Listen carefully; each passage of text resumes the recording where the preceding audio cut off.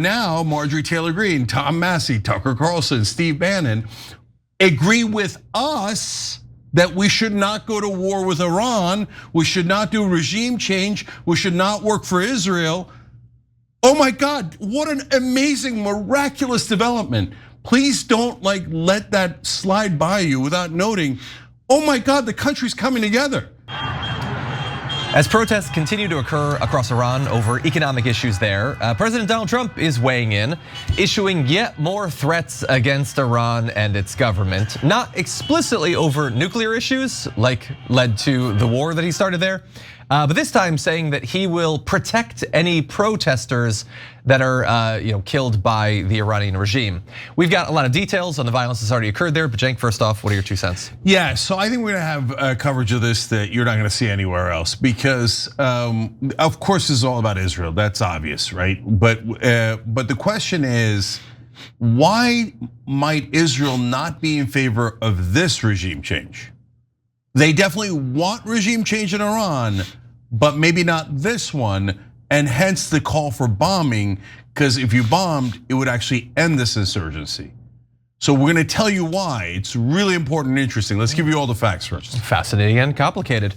So let's talk first about what has already happened. We have escalations coming, but so far on New Year's Eve, New Year's Day, there were fatalities that were actually reported coming out of these demonstrations. There's a lot of lack of clarity in some of these cases, but we'll give you the best information that we have. So the semi-official Fars news agency and human rights group Hengao said 2 people had died during clashes between protesters and security forces in the city of Lordagan in southwestern Iran. 3 more people were killed in Azna. And so the total number of fatalities is believed to be somewhere between 6 and 8, which is obviously very tragic for just a couple of days of protesting there. There are right now conflicting reports in most of these cases about whether they were demonstrators or security forces who were killed in the individual cases. Human rights groups say that multiple protesters have been killed, and there's video going around showing security forces firing on groups of demonstrators. So it is certainly plausible that there have been fatalities there. State media is saying that members of the security forces have been killed by protesters who are armed. That's possible, I suppose, believe that if you wish. Independent outlets haven't been able to confirm the truth just yet. Obviously, difficulty getting information there. But regardless of the facts and of the death count, which almost certainly will rise over the next day or 2, this is how Donald Trump greeted it on Truth Social, saying, "If Iran shots and violently kills peaceful protesters, which is their custom, the United States of America will come to their rescue. We are locked and loaded and ready to go. Thank you for your attention to this matter." And just in case it wasn't clear, it's from President Donald J. Trump. So that's strange that he leaps to the defense of protesters halfway around the world when he has hardly been a fan of protest here in the United States. Remember, of course, he was so aggrieved by the last round of No Kings protests that he put out a deepfake video of him literally dumping poop all over protesters. And many people are worried about what will happen when he deploys the military ahead of the midterms, as he is almost certainly going to do. But he is implying that they are going to come to the rescue of anyone who is attacked, which doesn't sound, Cenk, like just a bombing thing. We're going to come to your rescue, not avenge you. Not if you kill them, we'll kill you. He's making it sound as if he's going to send troops into Iran to protect protesters there, which I would doubt, I suppose, but what do you think? So first of all, obviously it has nothing to do with the protesters. Obviously it has nothing to do with protecting Iran. Let's just get to the real issue here. So Israel wants to attack Iran again, but again, let's be more clear. They don't really want to attack Iran. They want us to attack Iran. Why? So first they said nukes, we got rid of their nuclear facilities that didn't have nukes, but okay, the facilities are gone, everything is gone. Then they moved to missiles, and people were like, everybody has missiles. Like now we're gonna attack Iran over missiles, right? And they're like, no, like that's all warm up act anyway. Regime change, we need regime change. Now, why do they need regime change? Because a lot of you might not know this, and in fact, I didn't know it until pretty recently, but now that I've done a lot more research and now know some people from the region, et cetera, and have some sources there, it turns out most of the Arab governments are run by puppets for Israel. And so like if you say anything against the Israeli government in Jordan or Egypt or Saudi Arabia or UAE, you will be arrested. If you say something not against the Saudi government, which you'll also be arrested for, but against the Israeli government, you're gonna get picked up by Saudi intelligence or Jordanian intelligence. So these are all puppet regimes. And so what Israel thinks, okay, if I knock out their missiles, that's a temporary win. If I knock out their leadership and I now control the leadership of that country, fill in the blank, Iraq, Jordan, etc., well, then I own that country, and that lasts for a long time.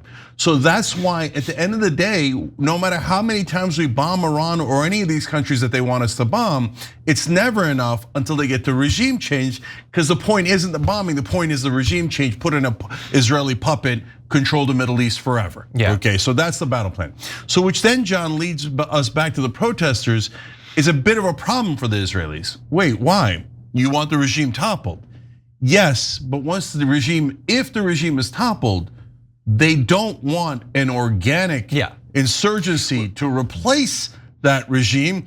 They need it replaced by our puppet, and hence why America has to do the bombing and the replacing. Because if the Iranians replace their leadership on their own, and God forbid they go to democracy, that's a best case scenario for us, progressives, populists, etc.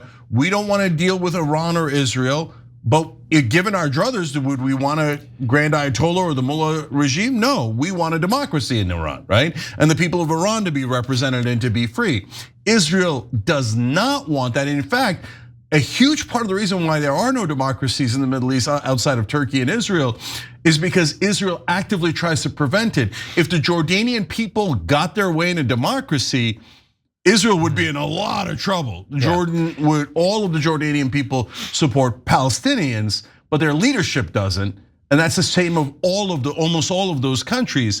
So that's why they want us to bomb, partly because we got to put the puppet in, not them. But the other reason, John, is if you bomb Iran, what's going to happen? Everybody's going to rally around the flag. It's going to strengthen the Ayatollah and kill off this organic uprising, which Israel doesn't want. They want them toppled, and then we have to bomb and put in the leader. So that's the game that's being played. Yeah, and that's why it's important when sometimes I think Donald Trump and like the right, it's like a part of the way that they're trolls. They like to pretend to agree with you, but not at all for the same reasons you might think. Like Trump is against like wind energy. So why does he say he doesn't like wind energy? Is it because he likes, the oil and gas industry? Well, yeah, but he's not going to say that. Is it because it spoils his view and he cares more about his view than the fate of the world? Yeah, but he's not going to say that. He says to protect the birds, so that maybe environmentalists get on his side. He doesn't give a damn about the environmentalists. And you might think, hey, well, weren't we really supportive of Iranian student protesters a couple of years ago? Yeah, he's not though. He doesn't give one damn about a single protester in Florida, let alone in Iran. And so don't be deceived into thinking, oh, okay, well, I don't like Donald Trump. I don't really want us to get more involved in more conflicts, but I guess at least we could finally make good on the desire for democracy. There's not gonna be any democracy. This has way more in common with American adventures in replacing Iranian governments back 60 years ago or whatever than it does anything having to do with democracy. And so there are some people fighting back against this. Thomas Massie, almost Turk of the Year, he tweeted out, "We have problems at home and shouldn't be wasting military resources on another country's internal affairs. Military strikes on Iran require congressional authorization."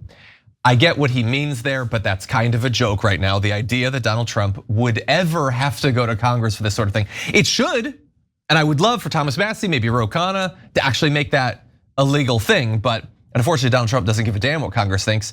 And this threat isn't about freedom of speech in Iran, it's about the dollar, oil, and Israel.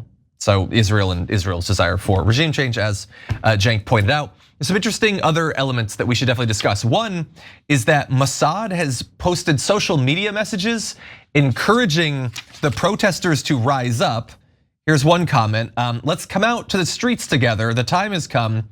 We are with you, not just from afar and verbally, we are with you in the field as well. We're with you in the field as well. I don't know if that's true or not, but they certainly want the message to be out there that I mean, I'm assuming I know what you're going to say about that, but take a swing.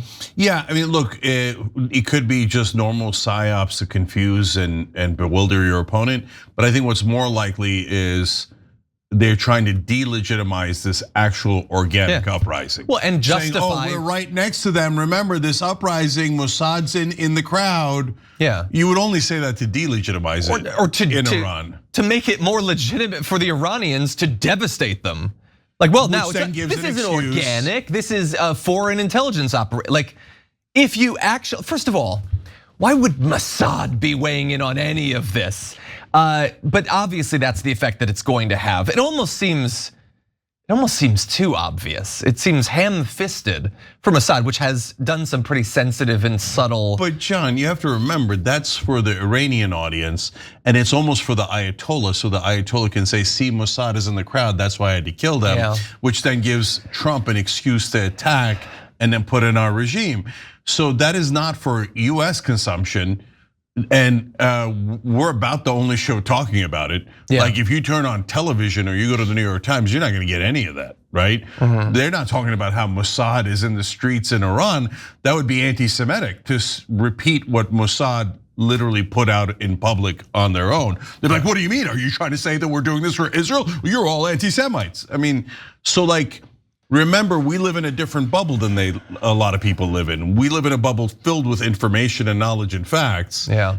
Establishment media operates in a bubble void of almost all facts, filled with nothing but propaganda. So if that hurts Mossad's interest, there's no chance they would cover it. So a huge percentage of the American people have no idea what's actually happening there. Yeah. Well, let's talk about a few of the other elements. One was, I'm gonna jump ahead to graphic 7. Initially, the president there had responded indicating that reforms were coming, which might allay some of the concerns of the protesters, saying, quote, "The livelihood of the people is my daily concern. The government plans to reform the monetary and banking system and preserve the purchasing power of the people," adding that he had also asked the interior minister to hear the legitimate demands of the protesters through dialogue with their representatives. But they've also indicated that if the US gets involved, then things could change their tenor significantly. The advisor to the supreme leader warned that Iran's national security was a red line, not material for adventurous tweets, and said any intervening hand nearing Iran's security on pretext will be cut off with a regret-inducing response. So obviously those are something much more like fighting words. And there's more comments about how Donald Trump is the one that's starting this adventure and they should pay attention to the safety of their soldiers. But I wanted to get to this. This is Marjorie Greene, who has just a couple days left in Congress, said, "An Israeli cybersecurity billionaire demanding to take away Americans' guaranteed First Amendment free speech and President Trump threatening war and sending in troops to Iran is everything we voted against in 24. Trump voters spent the week threatening a tax revolt because they are so furious about the never-ending waste, fraud, and abuse of their hard-earned money going to foreigners in foreign wars. The focus should be on tax dollars here at home and defending our God-given freedoms and rights." We'll return to the latter part of that in a bit, but I want to explain what the first part of it is about when she says about the cybersecurity billionaire. She's referencing this appearance on CNBC earlier this week by Israeli cybersecurity billionaire Shlomo Kramer. And I know it's difficult to hear, but it's time to limit the First Amendment in order to protect it.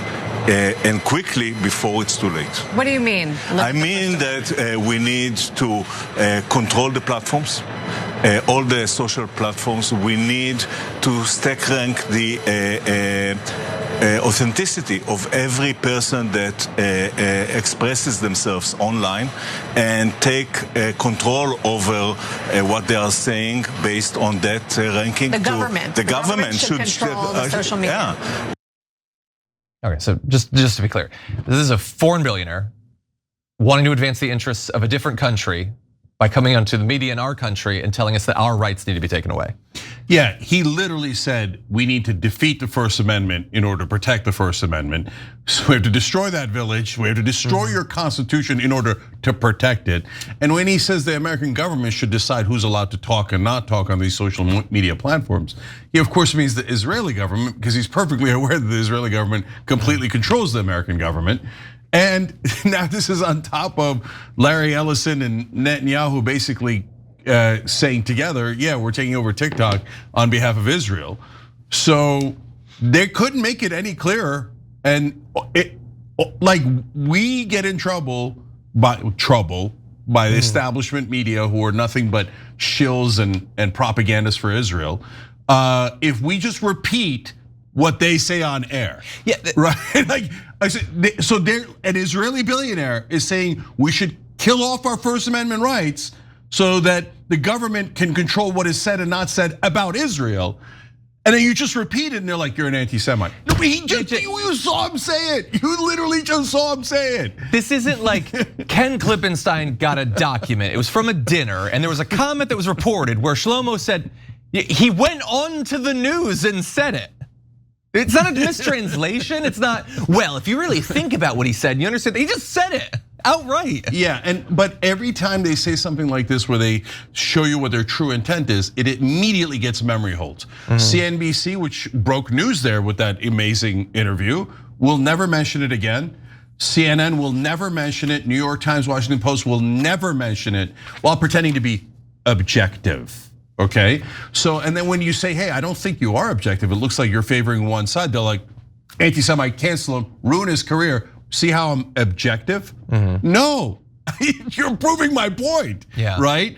So, okay, bottom line is though, most importantly, guys, as we look at this Iran situation, look at this convergence that only this show told you about was gonna happen a year ago. It is literally happening.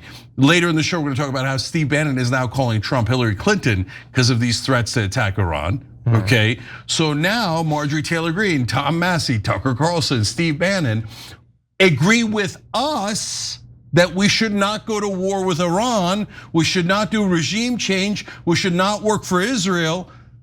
Oh my God, what an amazing, miraculous development. Please don't let that slide by you without noting, oh my God, the country's coming together. On our 250th anniversary or birthday, we're coming together as a country to try to get this foreign government off of us. And it's obvious that they control us. And now Trump is out here like a puppet. Yes, I said puppet, and you could suck it. And going out there going, we must attack Iran. We care about democracy. We need regime change for Israel. Okay. Well, and Netanyahu comes in and goes, hello, this is Donald Trump. Like literally did it the other day. He's like, as Trump is going, we need to attack Iran and Venezuela for America, wink, right? And now, holy cow, he got caught by his own side. That's a beautiful thing. Yeah, well, and it was about a week ago that there was the reports that Netanyahu had floated, hey, maybe we do some more bombing in 2026. It was before all these protests. Now they're just like, oh, it's because of that. But you were already talking about it. Like you're just looking for some sort of excuse or pretext for all of this. And Donald Trump hasn't done it yet, but he sure seems excited. His path to a Nobel Peace Prize in 2026 seems like it's gonna be a troubling one with Iran and Venezuela and all that. Nigeria, Somalia. Yeah, it's a lot of bombing for a Peace Prize guy, but I don't know. He can always get a second FIFA one, I suppose. Yeah, well, he gets the second one when he bombs literally every country in the World Cup. Exactly, no. He's only bombed half the countries in the World Cup so far. Yeah. That's why they give him a Peace Prize. Maybe he'll get like the UFC Peace Prize or something. Anyway, okay. All right, don't bomb Iran. Republicans, Democrats, voters. I don't mean the goddamn politicians. The centrist, everybody, we're all on the same team. Make sure that they don't drag us into another war. Every time you ring the bell below, an angel gets his wings. Totally not true, but it does keep you updated on our live shows.